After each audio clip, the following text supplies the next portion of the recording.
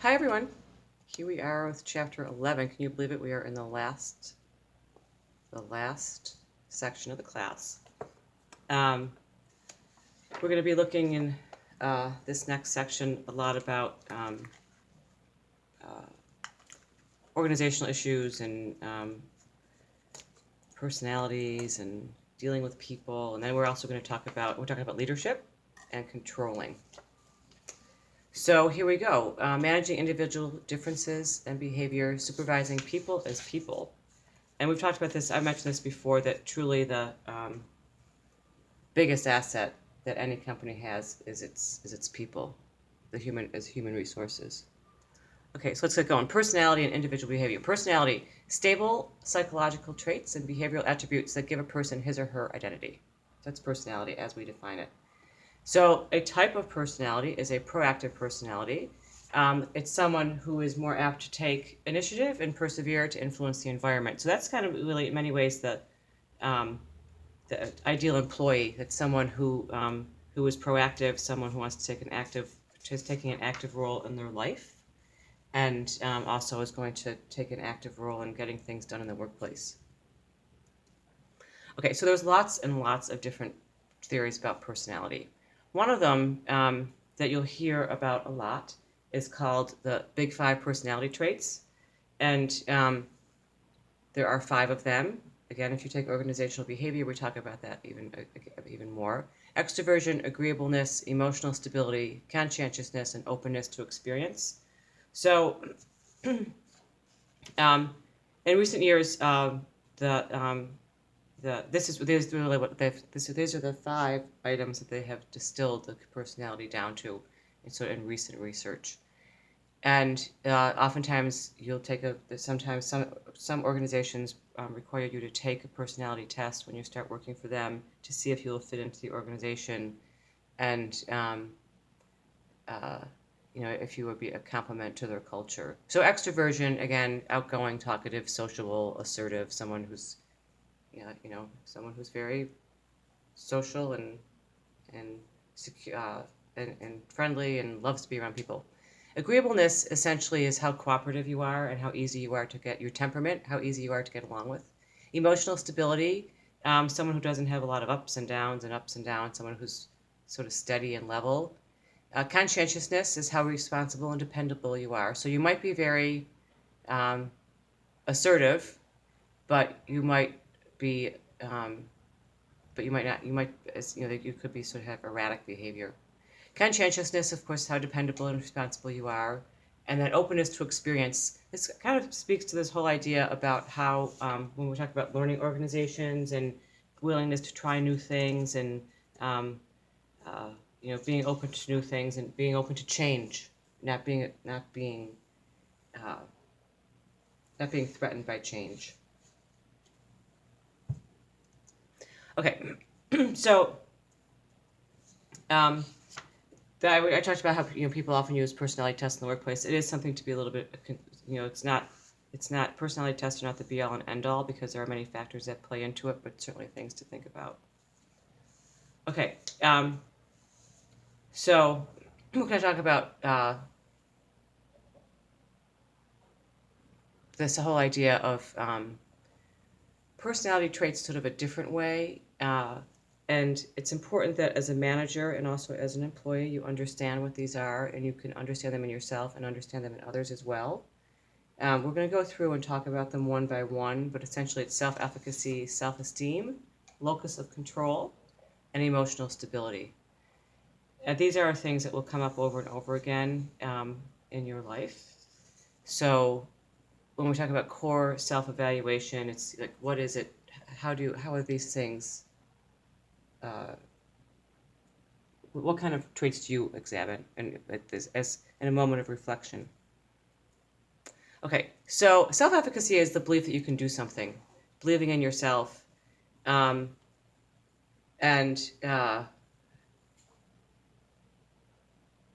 also understanding with self-efficacy, also understanding not so much what you can do, but also being able to adequately measure and monitor your limitations. But believing you can do something. It's that positive talk.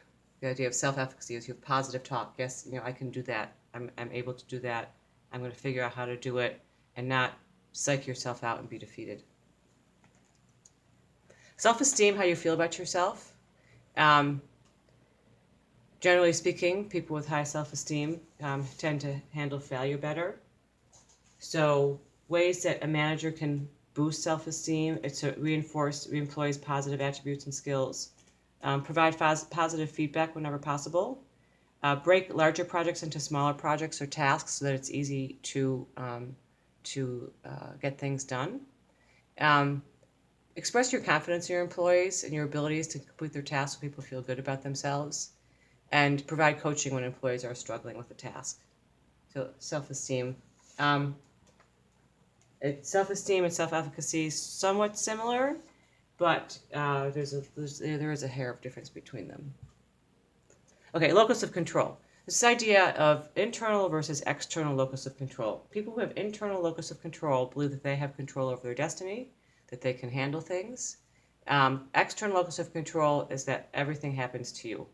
So just as an example, let's say you're late for work in the morning, and the person with the internal locus of control would say, you know what, I left late, and I understand I shouldn't have done that, but I'm here now. Whereas the external locus of control as well, the traffic was bad, and my son wanted him to, or my daughter wanted me to help them with X, Y, and Z, and I couldn't get them out of bed, and blaming everything on everyone else. It also kind of plays into this whole idea of self-efficacy and self-esteem, that believing, in terms of locus of control, believing that you can take on a task and complete that task. And entrepreneurs, generally speaking, have an internal locus of control that they are the master of their own destinies. Okay, emotional stability. Essentially, how people feel about themselves. So people with low levels of emotional stability are prone to anxiety and tend to view the world negatively, whereas people with high levels tend to show better job performance. So it's people, as I was talking about earlier, that are stable, very even keel, that kind of thing. Okay, coming up next is this whole idea of emotional intelligence. We hear about this over and over again when people talk about what are the traits that they're looking for in leaders. Emotional stability comes up over and over again. It's essentially the ability to recognize and monitor your emotions and those of others, and to help guide how you're going to solve a problem, and what actions you're going to take. So emotional intelligence. There are good sides and bad sides to emotional intelligence. It's being able to read yourself, being able to read others, and manage the situation to everybody's benefit. Okay, so now we're moving into another area of when we talk about emotional intelligence, and we talk about personality. I'm sorry. Actually, let's do about emotional intelligence a little bit more.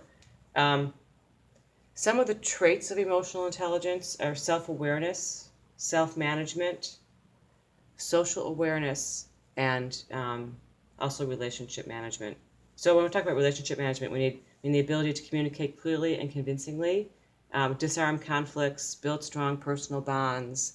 So people who have emotional intelligence usually have superior interpersonal skills. Okay, values, attitudes, and behavior. So when you look at the formal, when you talk about organizational behavior, what's the formal organization? Goals, policies, hierarchy, structure, the things that are written down. And then there's the organization itself in the middle. But then there's the informal, which are things, values, attitudes, perceptions, what the culture is, all this kind of stuff. So it's this idea, organizational behavior, which we talked about, which I have mentioned quite a few times. I teach that class. I think I highly recommend it. Basically talks about how to manage yourself and others in the workplace, and also helps you to explain and predict what behavior and what's going to happen. Okay, so let's talk a little bit about that. So values, abstract ideals that guide someone's thinking and behavior across all situations. So what is it that you value? Do you value, um, family, hard work, excellence, inclusiveness? So these are the things that all of us have values. We have sometimes have individual values, cultural values, and it's what is it that's sort of like, what's our big thing? And then attitude is either a degree of favor or disfavor that you feel towards an idea or a situation or a person. And that directly influences your behavior. So let's talk about attitudes a little bit more. Essentially, there are three components of attitudes: the affective, how you feel; the cognitive is what you believe, what you think; and then behavioral is what you intend to do. So, I feel that my boss is treating me unfairly. I believe that's because he didn't want to hire me; he wanted to hire someone else. So, as a consequence of that, I intend to talk to him about this, or I intend to change jobs, or I intend to, talk to his supervisor about it. That's three components of attitudes. Um, I feel, I believe, I intend to do.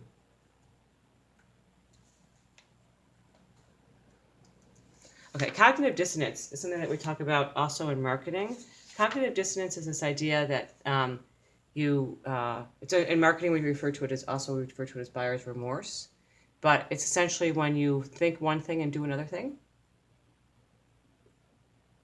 And it's a psychological discomfort that you feel when you do that.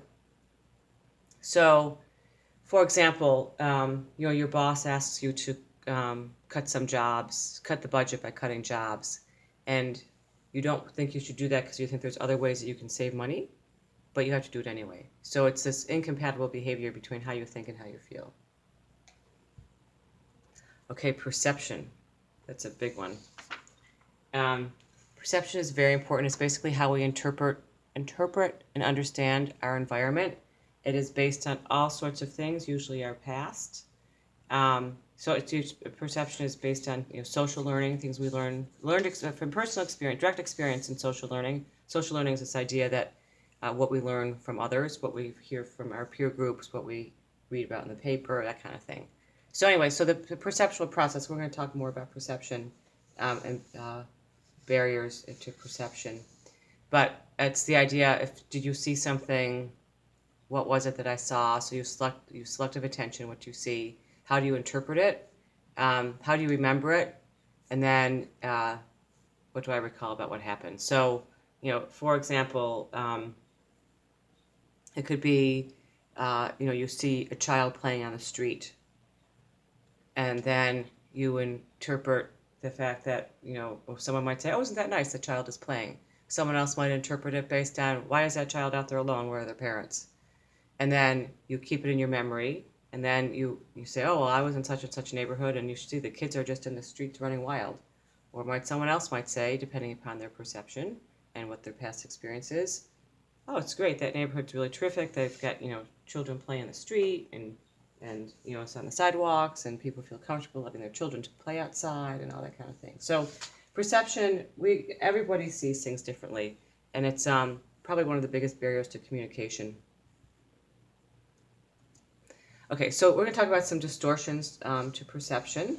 We're going to talk stereotyping, implicit bias, halo effect, the recency effect, and causal attributions, and also self-fulfilling prophecies. Okay, so stereotyping, of course, is this idea that you attribute to an individual the characteristics one believes are typical of the group which that individual belongs. So, for example, I have blonde hair. I don't know if any of you know me, but I have blonde hair. So, and I will say this. So one stereotype is that blondes are stupid. Well, blondes really aren't stupid. There's a lot of really smart blondes out there, but that's a stereotype. Women are bad drivers, that kind of thing. So anyway, there are a couple of different kinds of types of stereotypes. Sex role stereotypes in terms of, only women can be nurses, men can't be nurses. Age stereotypes that making assumptions about older workers or like lately millennial workers as well, and then race stereotypes that it's true, and there's really no disputing this, that people of color experience more perceived discrimination and less psychological support than whites. That's really just, we see that in our society every day. So that's stereotyping. That's it, and that's going to affect people's perception. Okay, implicit bias. It's this idea about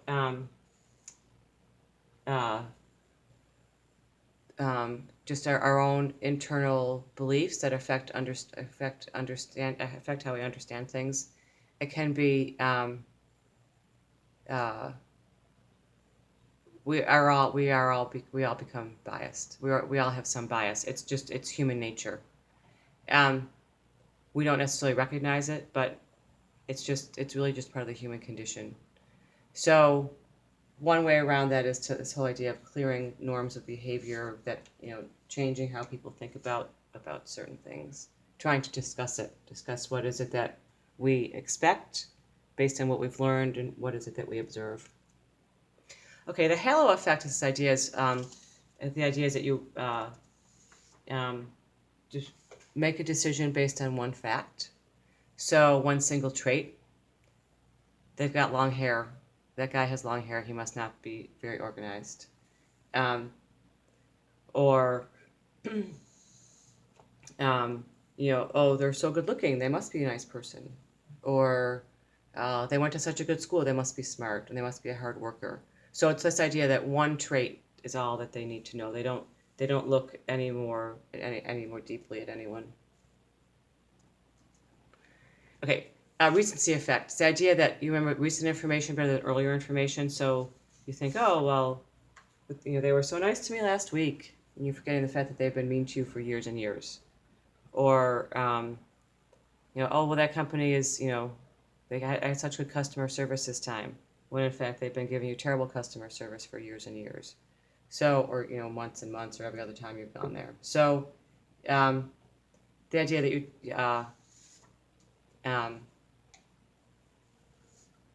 you look at things individually or in segmented parts, not as a whole. Okay, causal attributions. How we determine why things happen. So, two tendencies that just distort an individual's interpretation of behavior are fundamental attribution bias. That occurs when people attribute another person's behavior to his or her personal characteristics rather than situational factors. And self-serving bias occurs when people take more personal responsibility for success than for failure. So, an example of fundamental attribution bias is a study of manufacturing employees found that top managers attributed the cause of industrial back pain to individuals, whereas workers attributed it to the environment. So that would be a fundamental attribution bias, blaming it on someone else. Self-serving bias. Europeans blamed Wall Street for the 2010 economic collapse in Greece. However, a Wall Street Journal article points out that a close look at Greece's finances over nearly 10 years since it adopted the euro shows not only that Greece was a principal author of its debt problems, but also that fellow European governments repeatedly turned a blind eye to its flouting of rules. So, again, this whole idea of attribution bias is how are you attributing what's happening to how things happen. So let's say someone has a really great sales month, saying, oh well, that's because that one company that they're selling to is increasing their production, and so they needed to buy more. Instead of saying, well, you know what, maybe that guy really worked hard, and maybe that guy man or woman really worked hard and got them to hire more, to purchase more. Okay, self-fulfilling prophecy. This idea that you get what you expect, and that basically people will treat you the way you treat them. So if you expect someone to behave in certain ways, they will behave in that certain way. It's also called the Pygmalion effect, which it's, if you're familiar with it, it's the play by George Bernard Shaw that eventually became My Fair Lady, that Henry Higgins took a young woman out of the gutter to a certain extent and turned her into a lady because he believed she could do it. And since he believed she could do it, she did it. So if you believe your employees can do it and you tell them that they can do it and you support them, then they'll probably do it. If you don't believe they can do it and you treat them like that, and you're not helpful to them, then they probably will fail. Self-fulfilling prophecy, again, it's kind of what it comes down to is people behave the way you expect them to behave.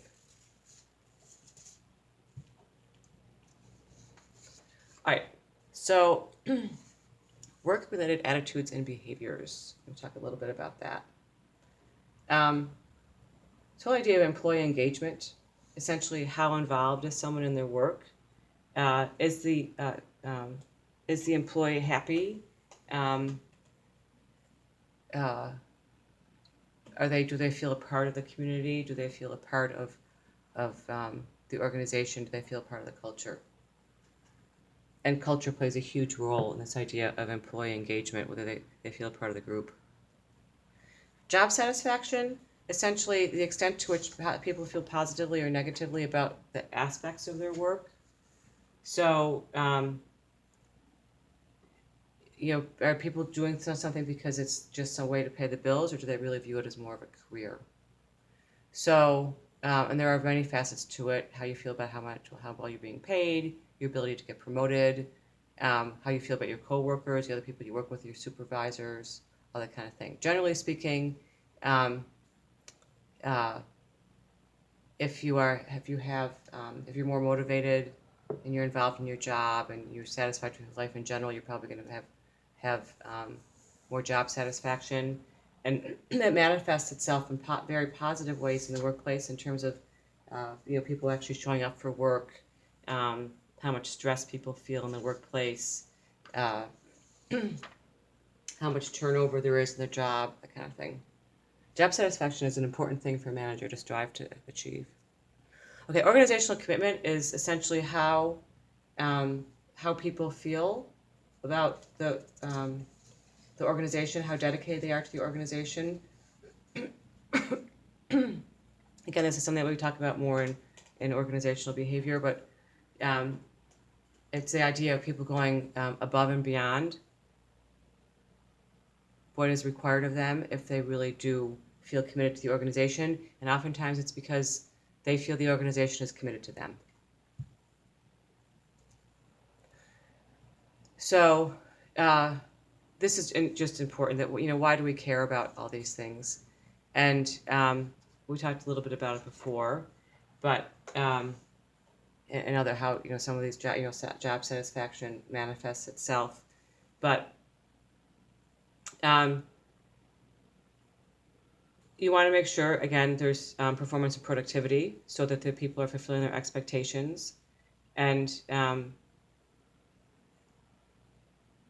are people completing the tasks that they're being given to do. Absenteeism, how often and turnover, how often do people call in sick? Usually the more often people call in sick, the more unhappy they are with their job and the less they feel committed to the organization. How often do people leave the job? Is their job constantly being, someone else constantly being in it? That's maybe people only stay for a year or two. Organizational citizenship behaviors, as I talked about before, this idea of going above and beyond the call of duty, helping other workers with their tasks, going the extra mile for to get your job done, staying late, that kind of thing. And then counterproductive work behaviors, this idea that participating in almost sabotage in the workplace, and also could be absenteeism, drug and alcohol abuse, disciplinary problems.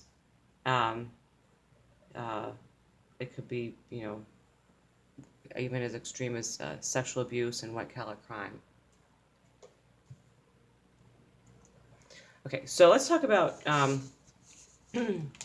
talking about people, treating people like people. Diversity in the workplace, we talked about that in the beginning of the semester as something that managers are going to have to start to manage for more and more, because our workplace is becoming more diverse, not just in terms of race and ethnicity, but also gender and age.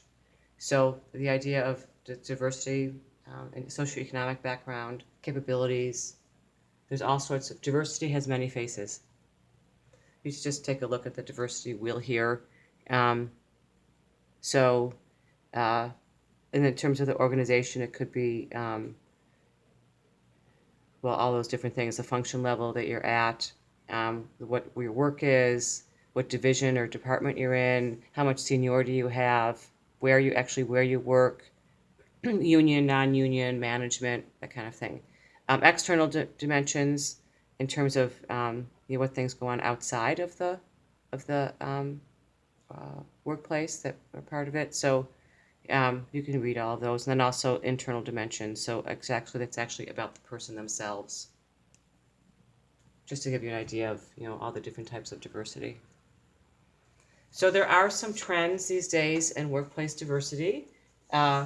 Certainly age, gender, race, ethnicity, sexual orientation, differing physical and mental abilities. 20% of civilian Americans have a physical or mental disability, and many of them are in the workplace. Educational levels, people who are overqualified for their job. They estimated that 500,000 college graduates are working minimum wage jobs. 260,000 of them with bachelor's degrees and 200,000 with associate's degrees. So that's kind of what, when you think about yourself, it's like, yikes, what am I doing here? But to help you advance, you definitely need a degree. And also,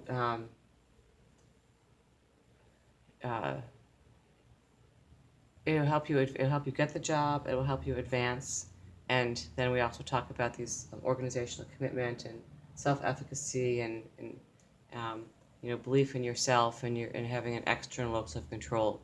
You might start out with a minimum wage job, but you will definitely advance if you exhibit good work habits. Okay, so organizational barriers to diversity. Again, we've talked about some of these before. Stereotypes and prejudices, we know what that is. Fear of discrimination against majority group members. So, people who are not in a protected class. Resistance to diversity program priorities, negative diversity climate, not supporting it, lack of support for family demands, and a hostile work environment for diverse employees. Now, many of these things are legislated, and we try to make sure that this doesn't happen in the workplace, but it's unfortunate to say that there is still much discrimination in the workplace. Something to be aware of. As I said, there is a lot of legislation to protect people. Okay, so stress. We've talked about stress a little bit.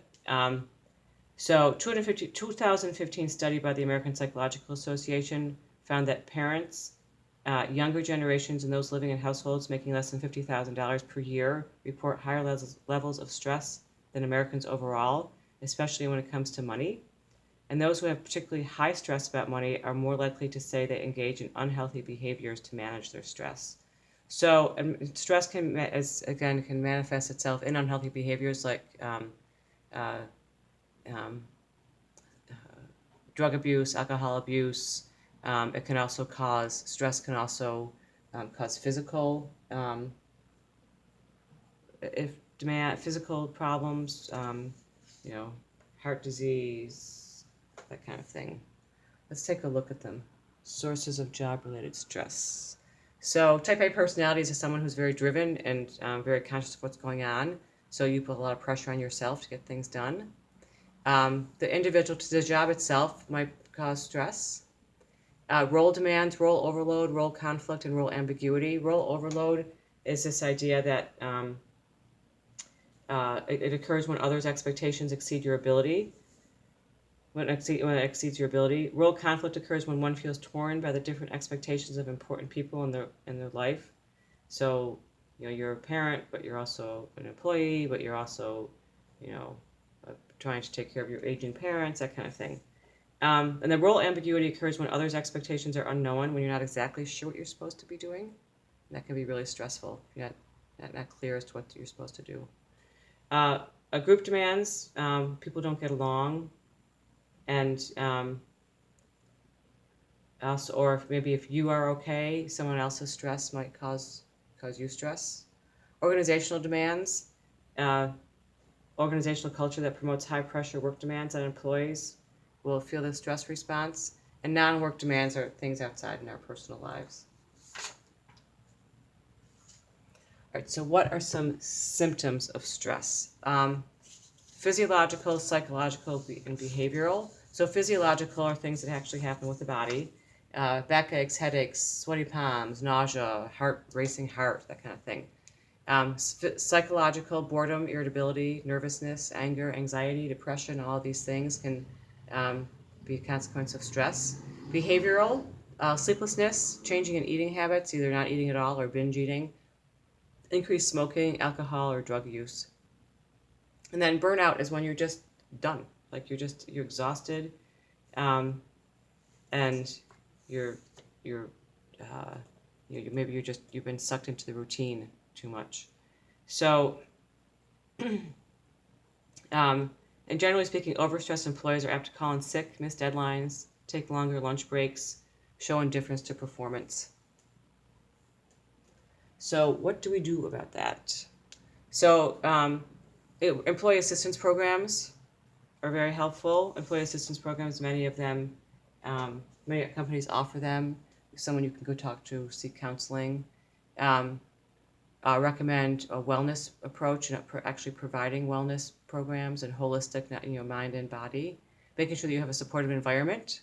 Try to make jobs as interesting as possible, and also provide career counseling and offer people the opportunity to advance in their career. We saw when we talked about Maslow's need hierarchy that at the top of the need hierarchy is this idea of self-actualization, this idea of being the best you can, using all of your skills to the best of your ability, and finding out what your true calling is. So really, a company to a certain extent has a responsibility to find a match to someone's abilities and their goals and what the company needs are, and to see if they can fit them in there. Okay, so that wraps it up on chapter 11. Thanks, guys.